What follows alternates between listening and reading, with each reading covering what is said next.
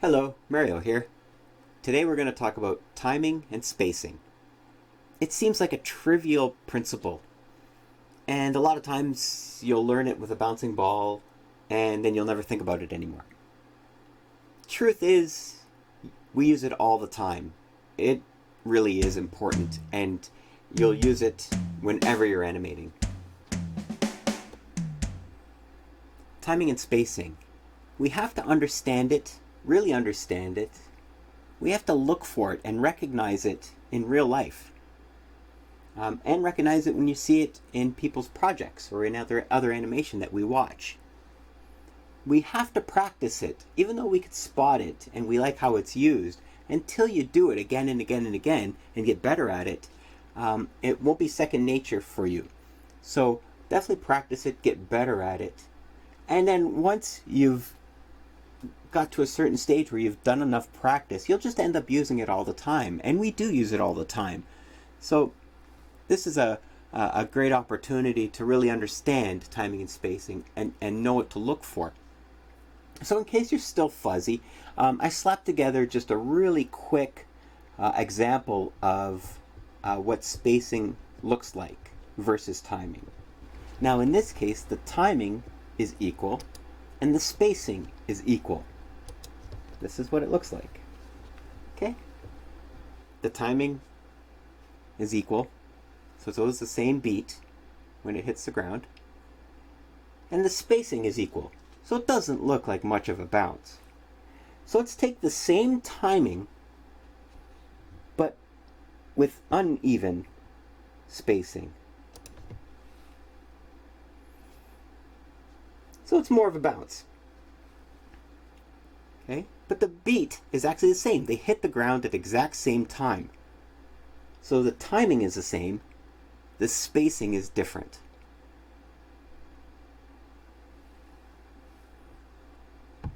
Now, in case you weren't familiar, these are just not any ball.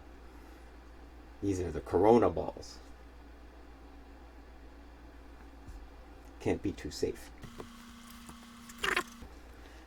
Alright, so you could see that the timing is exactly the same. They both hit the ground at the same time. Okay? So let's take that same concept and put it more in an arc, so it's more of a ball bounce. Okay, I mean this is a ball bounce stationary, but we could take that exact same idea and have it bounce across. Again, the timing is the same, but the spacing, we have more hang time at the top. So if I stop this, put on our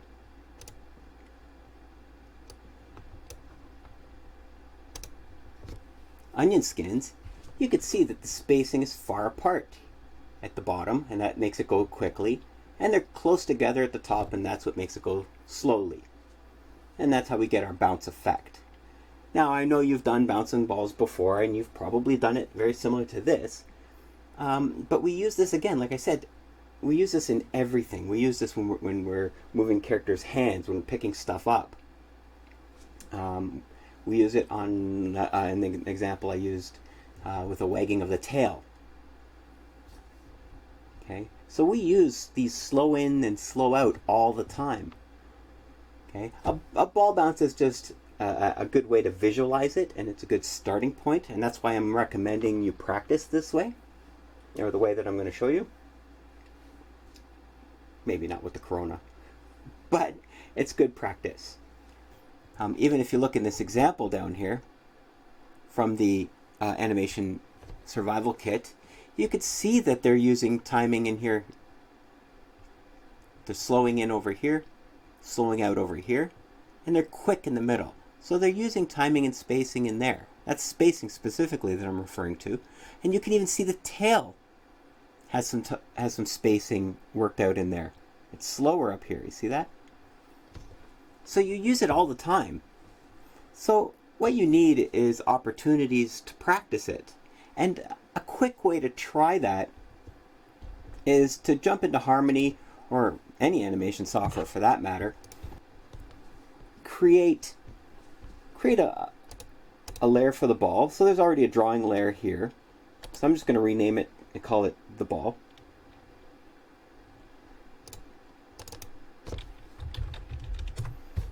Okay.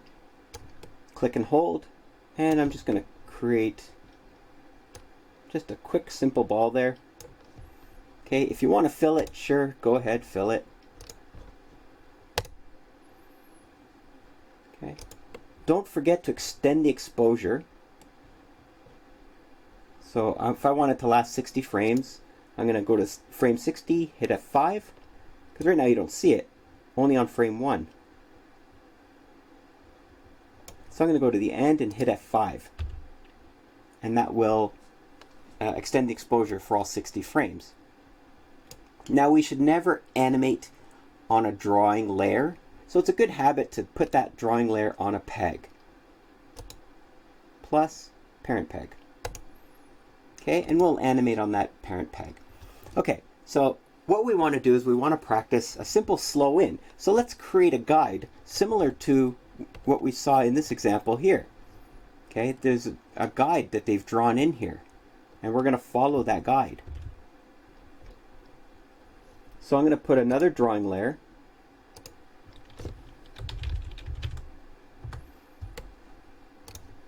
And in that drawing layer, I'm just going to quickly sketch in. Oh, we should be using black.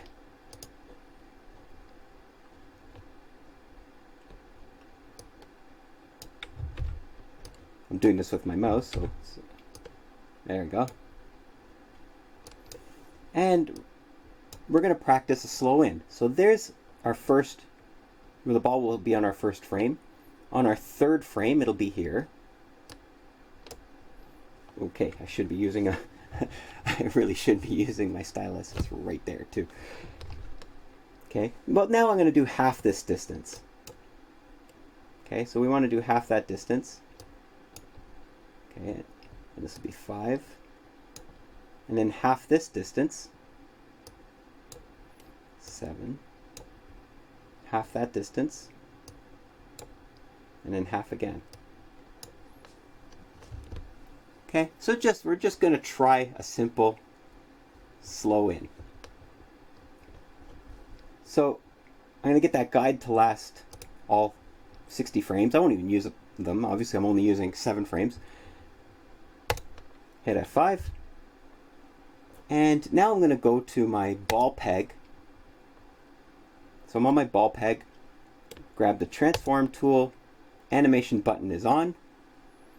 And I'm going to set a key on this very first frame to match up with our marker. Frame 3.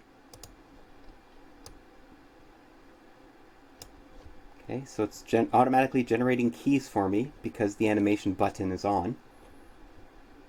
5. 7.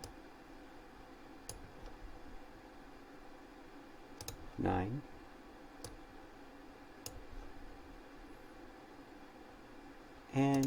11. So if I turn my onion skins on, you could see, wow, that first frame is way off. But you could see it slow in. Okay, so let's just watch that. We'll watch it at 20 frames. Or actually, I'll go a little bit less. Loop it. Okay. So it's a quick way to practice a slow in.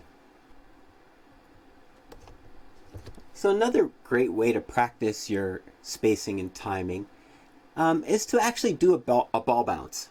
Now, it's not the way that I would do a ball bounce. In fact, I wouldn't recommend anyone do a ball bounce this way. Really, this is an exercise to practice timing and spacing. Okay, and that is important, like I've been saying throughout the video. So, how I would approach it, same thing like I did the previous example. Create a ball, attach it to the peg, exact same.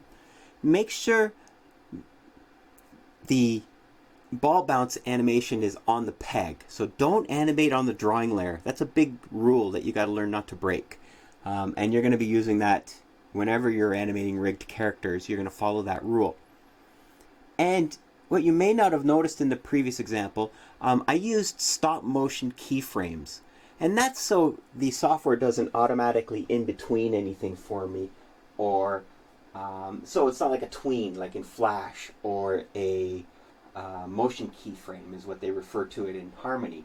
We basically want to control each frame. So we set stop motion keyframes inside of Harmony, and that way we control exactly how the animation performs.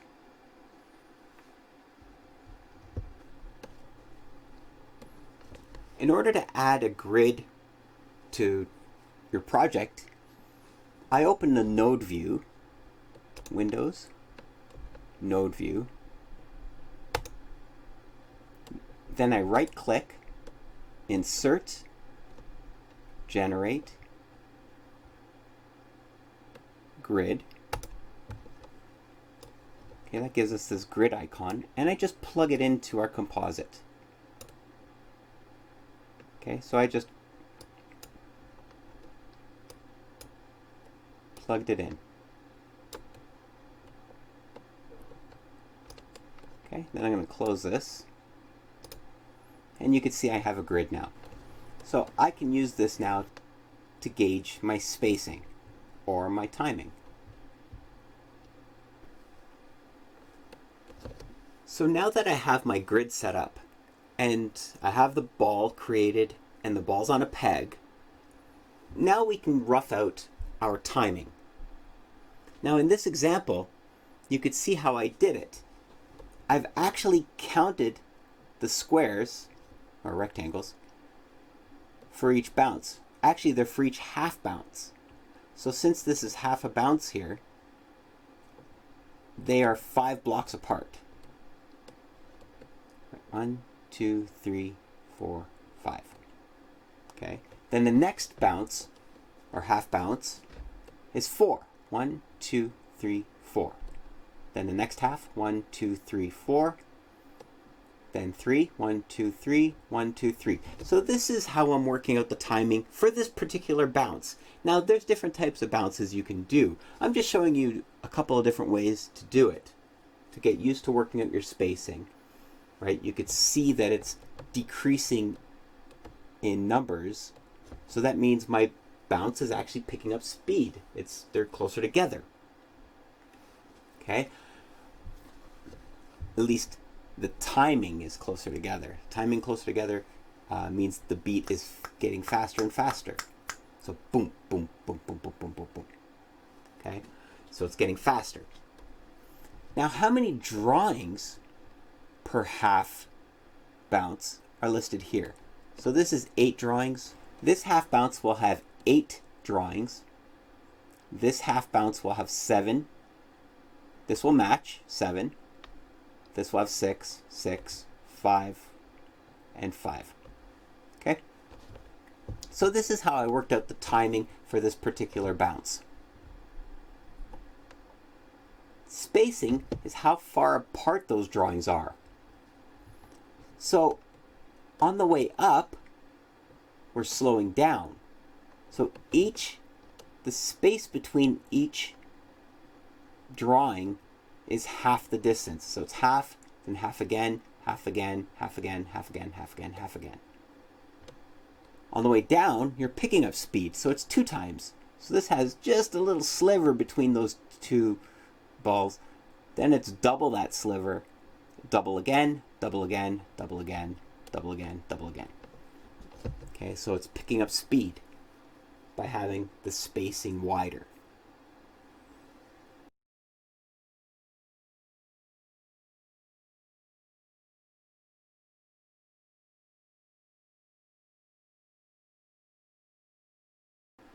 Okay, so that's how I did it with my plan. Let me show you how I actually drew that in. I'm going to add another layer, and we're going to call it our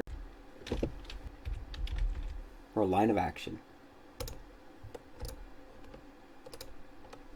I'm going to go into this tool, I'm holding it, and I'm going to use the poly line. Again, I'm going to use black. And I'm going to follow that spacing guide again. So we're going to go 5 apart. So 1, 2, 3, 4, 5. So I'm going to connect it about here. Okay, so I'm going to go 1, 2, 3, 4, 5. Yeah, let's bounce it to here. Going back. 4, 1, 2, 3, 4. 1, 2, 3, 4. 1, 2, 3, 4. 1, 2, 3. 1, 2, 3. 1, 2. 1, 2.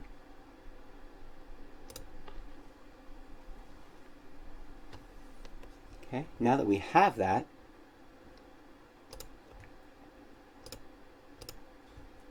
we can Alt-click and round these out. I'm just Alt-dragging on these.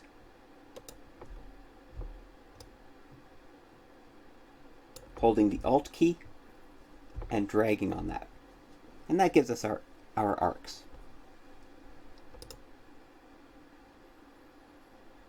Okay, so now I can actually go to my ball peg and put it where it belongs. So I put the center right on that guideline.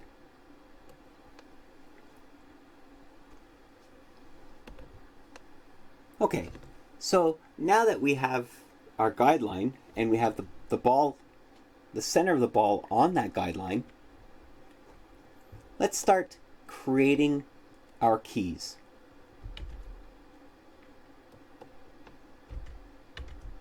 So we know we need 8 drawings for this first half bounce. So that's our first one.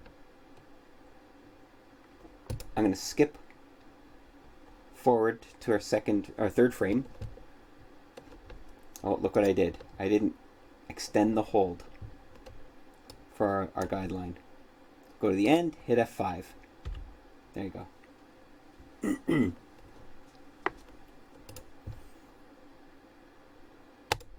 Okay, so back on the ball peg, we're going to move it to our second location, which is just going to be a little sliver, because remember, close together is slow, and we want it slow at this point. Basically, we're doing an ease out. So it's going to start slow and pick up speed. So we're just going to do a sliver. Turn on onion skins. So we need 8 drawings. So we have 2. Now we're going to do our third one. And it's going to be double that distance. Okay, so our third key will be double that. Again, keep that center on the line. So that's 3. Double again.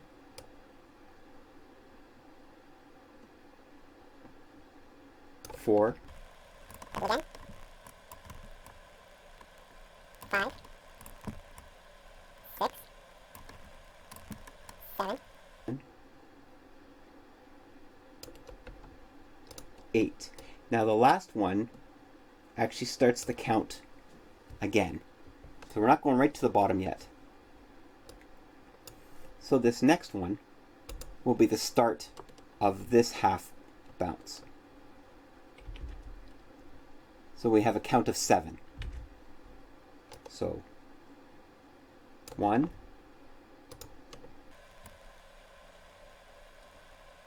2, half that. 3, half that. 4, 5,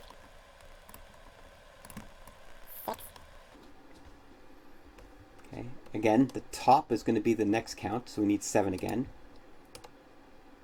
1. 2. And I'm actually using the previous ball to line it up. 2. Double that. 3.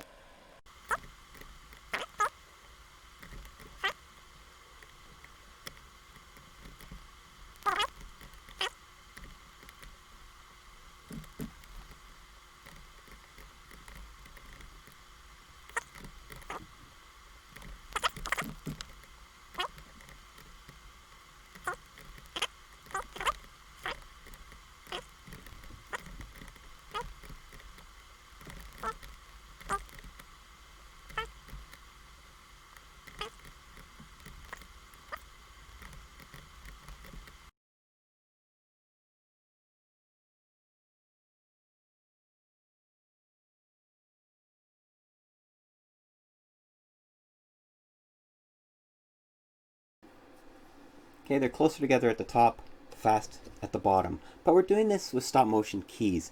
Now you can actually play with this and get these further apart here and closer there. And that will give you a different bounce. And this is where you get to practice, get it in different styles of bounces, whether it's really rubbery and bouncy, with really good hang time. This is how we get to caricature our animation, by how far apart these are and how close together these are. Okay, so it's just good practice. Okay, so I recommend trying this, getting used to placing things and keeping things in mind. Like this here looks way too even. Okay, so I could really get in there. Yeah, let's see what that looks like. So these two could be fixed.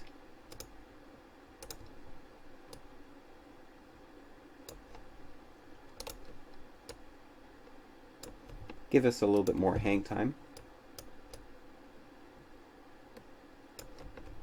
Speed it up here. Okay, now you'll see a little bit more hang time at the beginning.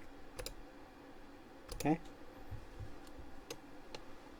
Same with this one. It's a little too even here.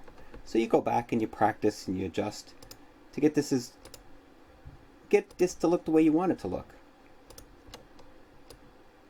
So let's speed up this bottom one.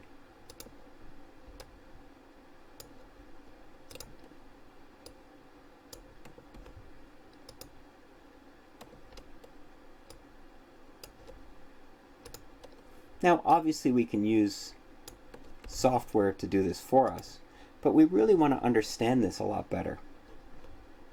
So this is a good way to practice this. Okay?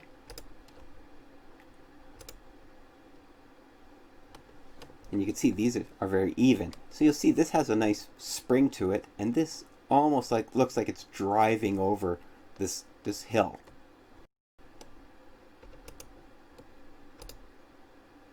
Right? It looks like it's driving here. It doesn't look like it's bouncing. This is bouncing, but this doesn't look like a bounce here.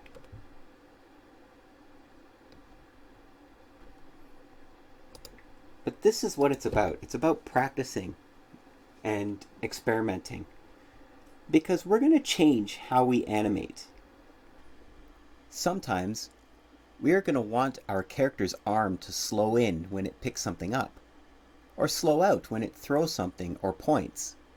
And we'll probably want to adjust those as well. So it's good to practice like this. So this is not a great way to bounce a ball. Just like an elliptical is not a great way to go up the stairs. But this is a great way to practice your timing and spacing. Hope this helped.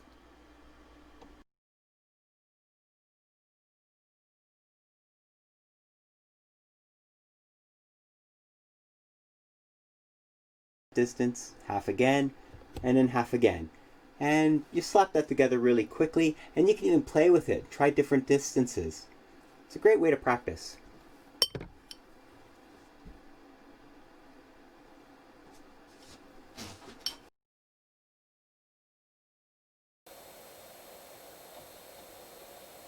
So let's talk about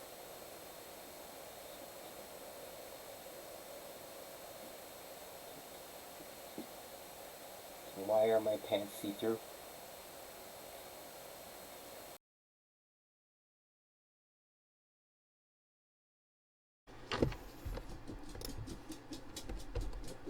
Okay, so